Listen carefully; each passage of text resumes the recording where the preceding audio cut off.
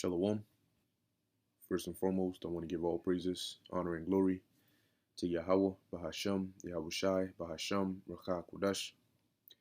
Double honors to the elders and the apostles of Great Millstone, and peace and blessings to the elect. Now, I have a couple of articles here, pretty much centering around the same topic, dealing with civil war and pretty much Second Ezra, the 15th chapter, right around the 15th verse. Okay, which is what we're seeing, all right, which is ultimately being orchestrated by the Heavenly Father Yahweh in the name of His Son Yahushai. And as these things unfold, prophecy, because that's exactly what it is. As it unfolds before us, you're gonna start to see it, more and more. It's gonna intensify more and more. All right, words, okay, the words that we read on in these books, all right, on these pages and so on and so forth, are actually manifesting before us. All right, and people are very not they're very they're not taking what this guy Biden said in a good way at all. And it's interesting because prior to him coming into office, we told you people this was pretty much the path he was going to go down. Whichever president was going to stay in power was going to go down this path, one way or another. But everybody, well, most people decided, no, no, no, no, no. This is who we want. We don't know why we want him, but we just want him because he's better than Trump. Get him out of here. And now he's here, and this is what he's doing. He messed up, pretty much you have this whole mess that he's made over there with the whole Afghanistan situation. And now it's like he's just making it even worse, all right, with these mandates. Okay, and people are saying, look, man, you got people getting their lawyers ready. You got people saying they're going to take to the streets, all right, and they're getting ready that the second they start trying to implement these things, people are going to start bugging out. They're going to start rioting. They're going to start getting crazy, all right, and going one against another. Because remember, you have people that are on the side of being against these mandates, but there's also people on the other side, all right? As the scriptures say in the book of Isaiah, that the Egyptian, I will set the Egyptian against the Egyptian, or the modern day Egyptians are you so-called Americans. Okay, and you are going to go one against another. One people shall stand up against another. You will have civil wars and race wars and all of these things happening. Okay, this will be like daily life. Because if you're paying attention, you're seeing that your regular, oh, I'm gonna just wake up, go to work, do everything normally. That's not looking like that anymore. And the second, he started making these statements, people ran straight to the Constitution. They ran straight. They said, no, no, this is unconstitutional. He's doing this now. When he starts to overstep that, and do these unconstitutional things, because these elites know that that's going to be a trigger for a lot of these people. And guess what? They want that civil unrest because that gives them the perfect opportunity to bring order. All right, through declaring a national emergency, through enacting these troops. All right, whether peacekeeping troops or whatever troops they're gonna bring. Okay, and allow them to fully lock and gain full control of you people. And what they're doing is they're having you, they're baiting you, all right, into giving them that power. Now, this is an article, and I'm not gonna read all these articles. I'm gonna, read the headlines and then, maybe certain portions in the article that are key, and pretty much you can get the vibration of what's happening. Now it says here, this is from ZeroHedge.com. White House Chief of Staff admits that these mandates, the V mandate, the V date, is a work around the constitutional objections. All right, so what does that mean? Well, let's see. It says here, in the law, it is called an admission against interest, all right, or an out-of-court statement by a party that when uttered is against the party's pecuniary, proprietary, or penal interests. In politics, it is called just dumb. Okay, and let's look up admission against interest. against interest. Definition. It says here, well, here it says declaration against interest. Yeah. All right. In United States law, declarations against interest are exception to the rule on hearsay, in which a person's statement may be used where generally the content of the statement is so prejudicial to the person making it that they would not have made the statement unless they believed the statement was true. All right. And this guy, he's talking with all this pride as if, he's saying that these you have these different politicians and people in certain authorities that are saying, look, we're not going to stand for this, and we're going to come against this. And you got him saying, well, I'm ready to run you over. Okay. So now you're having the federal against the states, you're having the people against people, people against government. What do you think this is going to lead to? All right. It says, and this is only he basically announced a 6-step plan, and this is only phase 1, step 1, because he said he's going to announce some more, I believe next month. And this month you're going to have a lot more other mandates go into place set by different governors and mayors, and the elder Apostle Tahar put up a video that was based on rethinking the dollar. And in that, the video Rethinking the Dollar he basically mentioned he read a list of 7 potential executive orders that are additional to this that they might come up with or come out with and declare in the month of October. So it says, so it's looking to be very, very interesting. All right, let's put it like that. It's looking to be very, very interesting and real.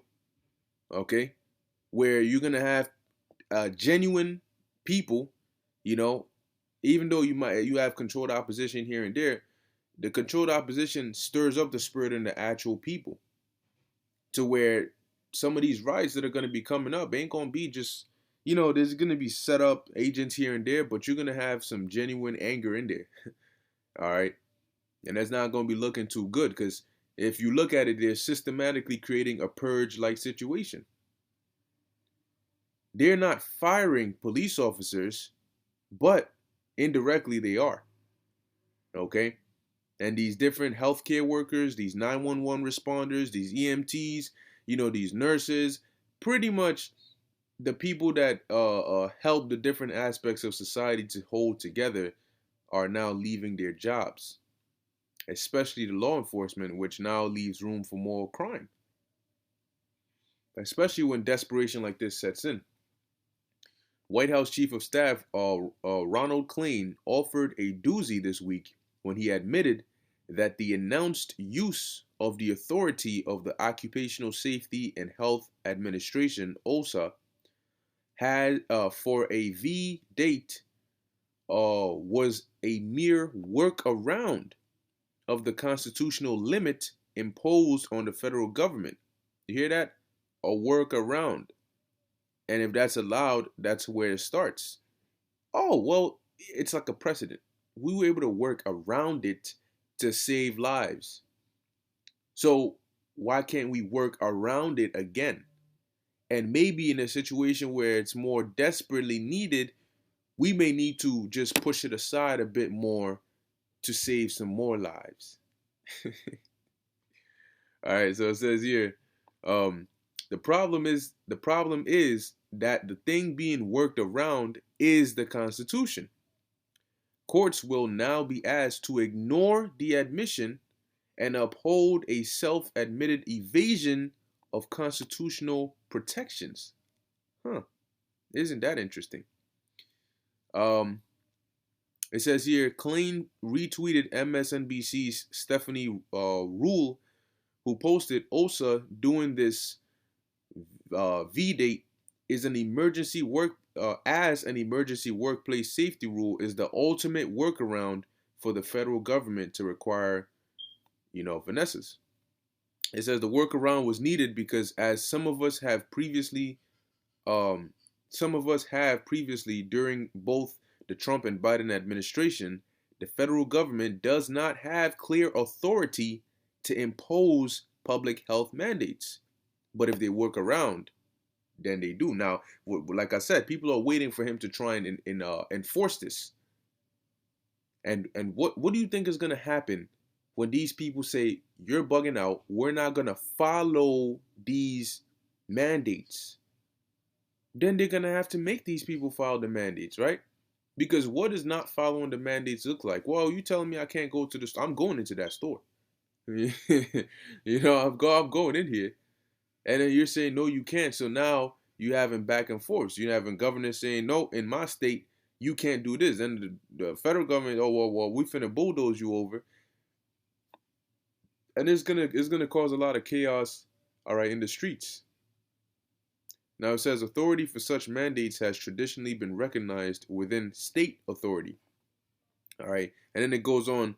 Um,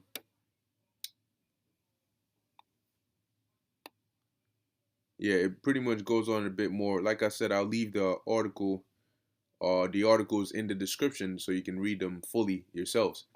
All right, but as you can see, they're saying this is a workaround constitutional objections. So you know that they're taking that step, man. All right, they're getting ready to they're leaving that lamb-like appearance, and they're now speaking as a dragon, literally. All right, literally. Now this is another article here from Zero Hedge, which says Rand Paul, and this is what he says, and he's a senator. It says V dates that ignore natural immunity should not be adhered to. Now that I'm thinking about it, they're probably gonna take this video down because of the angle or the what side of the totem pole is coming from. But hey, anyway, you know what? It is what it is. So it says Senator Rand Paul responded to Joe Biden's far-reaching V-date announcement by stating that it ignores science and should be resisted by Americans. So, what is this an example of? All right, this is a clear example of 2nd Esdras, the 15th chapter, as we're going to get to, after we look at this final one right here. Okay, and this one says, by Snyder, says, there is no turning back after this. And that is exactly what we've been telling people.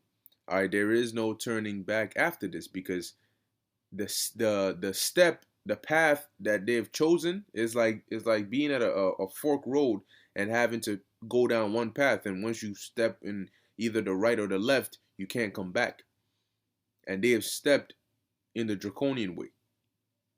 Now it says this is the most sickening thing Joe Biden has ever done. That is saying a lot, because Biden has a long history of doing sickening things. For the past couple of hours, I've been trying to find the right words to put what we just witnessed into proper perspective. This truly is one of the most pivotal moments in American history, and there will be no turning back after this. We are descending into full-blown tyranny, and I have literally felt sick to my stomach as I have pondered the ramifications.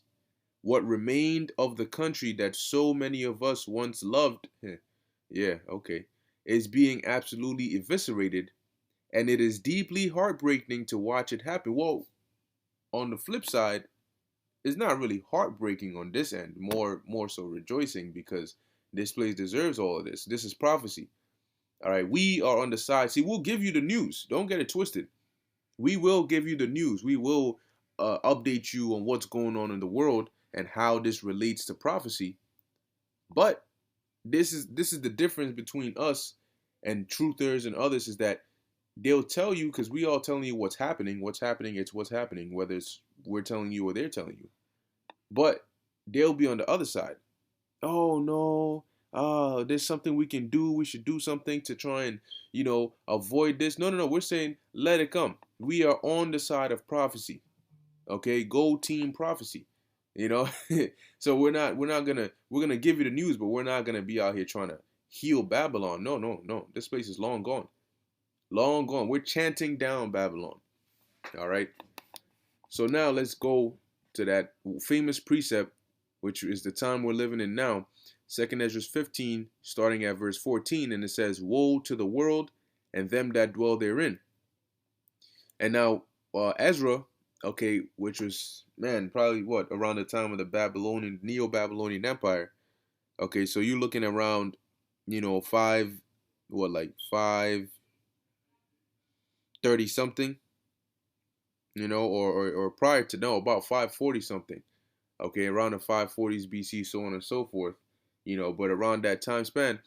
And that's about roughly 500 years before Yahushua came on the scene, which is about 2,000 years ago. So you're talking about 2,500 years ago, roughly, that he got these visions.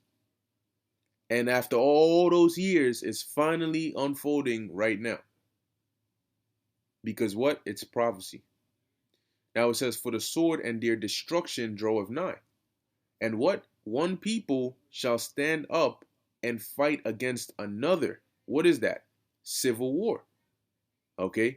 But not only civil war, it'll lead into race wars. Okay? It says, and swords in their hands, which are weapons. So this is going to be armed wars. It says, for there shall be sedition among men. If you don't know what the word sedition means, I advise you to look it up. But we should all know what it means. But that's what you're seeing happening. Sedition among men. All right. The uprisings, the refusal to adhere to authority. It says, and invading one another, they shall not regard their kings nor princes, and the course of their actions shall stand in their power. Okay, so they're not going to regard their kings nor princes. Now, what is an example of a king or a prince? All right, an example of a king or a prince is a president, okay, or a vice president, okay, or these people that are put in these different authoritative seats. Now, how are they not regarding, meaning to adhere to their kings or princes? Well, you have statements like this. Ignore telling people that they should not adhere, okay, to Biden's requirements. Biden would be considered the king of America, the king of Babylon. Okay, another one is here. They're saying there's no turning back after this. They're saying that, look, we're ready to sue your ass. That's the mindset they're coming with. And it says what? In the course of their actions shall stand in their power. So you got like the Florida governor who's like, look, bro, we're going to do what we're going to do, So don't bring your shit over here. This is all prophecy. Now, the main thing was, okay, we know this is going to happen, but what's going to cause this to happen? What is going to be that, and really we're able to tell by looking at when these prophecies are beginning to be fulfilled. We can then tell, okay, what is causing this to happen? Because when you start seeing that sedition and that uprising as we're seeing now, and the division and the people standing up, going up against another, you can now look and say, oh, this is the reason that's happening. This is what's causing that. And if that's being fulfilled, that means that what? The next chapter, the 16th chapter is getting ready to be fulfilled. Revelation, the 13th chapter is getting ready to be fulfilled. Revelation, the 9th chapter, and from the 12th verse on down, is getting ready to be fulfilled. All right, Joel, Isaiah, all these scriptures dealing with the destruction and the rest of the prophecies are getting ready to be fulfilled because they go right one after another. All right. So now it says, a man shall desire to go into a city and shall not be able. Because what's going to happen? See, now you notice verse 17 comes after verse 16. Because when the sedition comes and the uprisings and the people not regarding their kings nor princes and taking matters into their own hands is going to lead to chaos. And when chaos comes, they're going to bring martial law. And they're going to lock things down. They're going to set checkpoints. They're already planning to block interstate travel, domestic and international travel, getting on planes. All of these things they're going to prohibit you from doing. All right. It says, for because of their pride, the city shall be troubled, and troubled in many ways. Locked down, burnt, destroyed, starved out. It says, the houses shall be destroyed, and men shall be afraid. A man shall have no pity upon his neighbor, but shall destroy their houses with the sword, and spoil their goods, because of the lack of bread and for great tribulation. So as all this is going on, you have food shortages. You having people that are being prohibited from getting access to certain things. Now you got to ask yourself, why would they rob people's houses? Why not stores? Well, what do you think? The scripture, matter of fact, let's go to it. let's go to the book of Second Ezra. I want to say 6. No, it's not 6 and 24. Oh, 6 and 23. Nope, 22. All right, so this is Second Ezra chapter 6, verse 22. It says, "And suddenly shall the sown places appear unsown, and the full storehouses shall suddenly be found empty." So remember, lack of bread and for great tribulation. Not only are food going to be, scarce, people are going to be panic buying. And those shelves are going to be empty just like that. Because this isn't going to be like a storm that just passes. This is, I need to get me this. I'm not paying, I'm taking this. So when those are empty and, some days go by, people get hungry, they're going to start going to houses, neighborhoods, rich areas, trying to see what they can find. All right. It says, as we read here, because of the lack of bread and for great tribulation. And that's what all this is going to lead to at the end of the day. Why? Because it is all prophecy. All right. So now let's go to the book of Luke 21.